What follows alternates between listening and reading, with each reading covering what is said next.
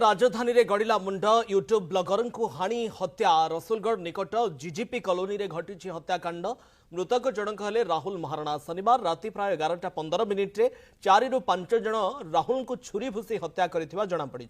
संपृक्त युवक को रक्त जुड़बुड़ अवस्था तुरंत स्थानीय एक घरोई हस्पिटाल निया जायतिला परे कैपिटल हस्पिटाल स्थानांतर करा जायतिला।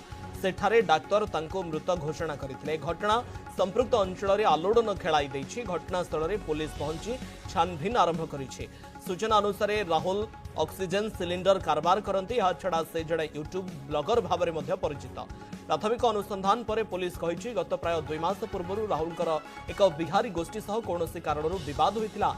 उभय पक्ष मध्य गंडगोल थाना को जाइथिला। थाना रे उभय पक्षों को डकाई पुलिस विवादर आपस समाधान करिथिला। किंतु तापर ठारू राहुल बिहारी गोष्ठीर छका पंछा लगी रही।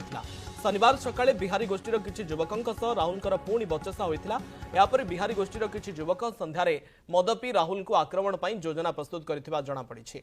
राहुल तांकर सांगंक सह पड़ियारे बसिथिबा बेले खंडा छुरी धरी बिहारी गोष्ठी तांको उपरे अतर्कित भाबरे आक्रमण करि दैथिले। फଳରେ राहुलकर मृत्यु घटिछि।